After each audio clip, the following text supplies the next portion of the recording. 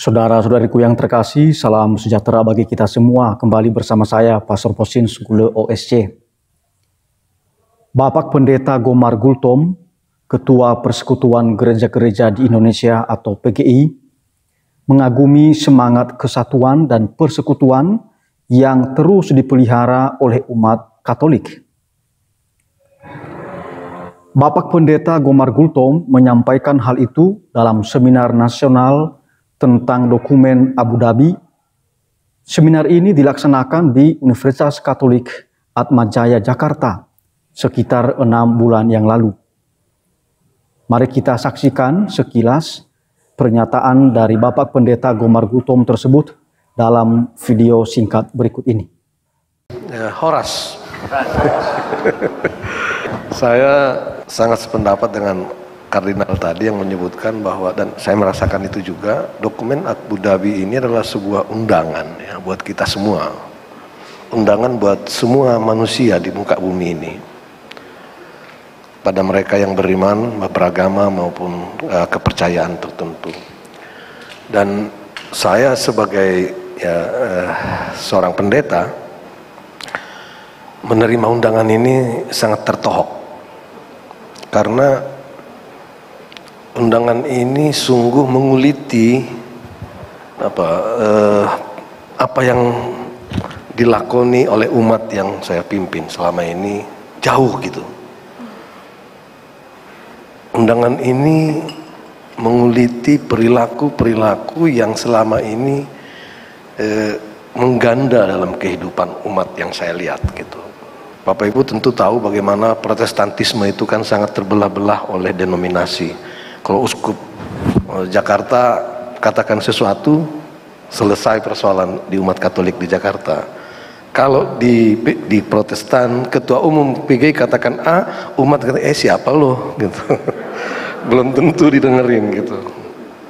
Dan masing-masing itu juga ternyata dalam prakteknya rebutan juga, rebutan umat juga dari berbagai denominasi yang berbeda-beda ini, yang tak jarang rebutan umat ini juga akhirnya mengangkangi apa yang disebut sebagai kasih, damai, dan kemanusiaan itu gitu. Kita tahu bahwa dokumen Abu Dhabi merupakan hasil kunjungan bersejarah Paus Fransiskus ke Uni Emirat Arab, di mana Bapak Paus Fransiskus mengadakan pertemuan langsung dengan Imam Besar Al-Azhar Ahmad Al-Tayeb dalam konferensi global pada 4 Februari 2019. Paus Fransiskus dan Imam Besar Ahmad Al-Tayeb menandatangani The Document on Human Fraternity for World Peace and Living Together, atau dokumen persaudaraan manusia untuk perdamaian dunia dan hidup bersama.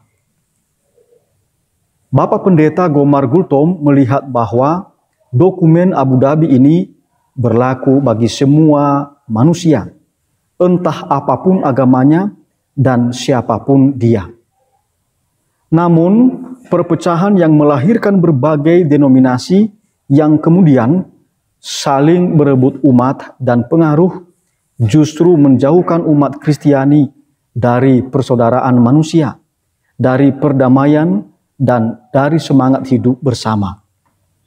Tentu saja sebagai umat Kristen Katolik, sangat baik jika kita pun melakukan otokritik pada sikap keberagamaan kita, pada perwujudan kita terhadap semangat persaudaraan manusia, seperti otokritik yang dilakukan oleh Bapak Pendeta Gomar Gultom yang barusan kita dengarkan di dalam video singkat tadi. Saudara-saudariku, saya ingat bahwa dalam kitab hukum kanonik atau kitab hukum gereja Katolik sudah ditegaskan agar umat Kristen Katolik berjuang membangun tubuh mistik Kristus dengan terus memelihara persekutuan dan kesatuan di dalam gereja.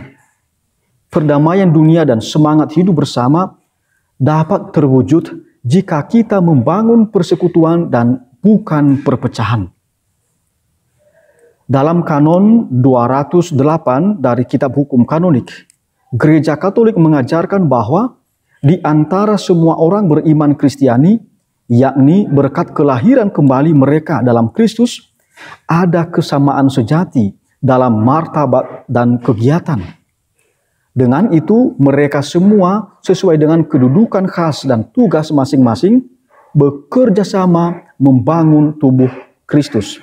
Jadi kita berjuang membangun tubuh Kristus. Siapakah tubuh Kristus itu? Ya, kita ini, ya, warga gereja, orang-orang yang telah menerima baptisan.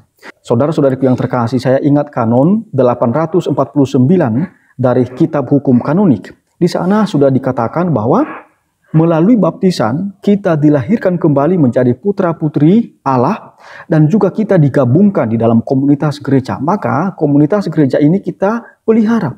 Kita memelihara persekutuan di dalamnya. Jadi satu sama lain sungguh-sungguh bersatu, bersekutu. Dan jangan pernah menciptakan perpecahan di antara kita. Kalau seandainya ada konflik di antara kita, maka marilah kita selesaikan secara dewasa. Jadi kita berjuang untuk membangun kesatuan dan persekutuan di dalam komunitas gereja kita dan juga kepada semua orang di luar kita, di luar komunitas gerejawi. Kanon 209 dari kitab hukum kanonik, paragraf pertama dikatakan demikian. Umat beriman Kristiani terikat kewajiban untuk selalu memelihara persekutuan dengan gereja, juga dengan cara bertindak masing-masing. Jadi di sini sudah sangat jelas bahwa kita dipanggil untuk menjaga persekutuan dan kesatuan dengan gereja, ya.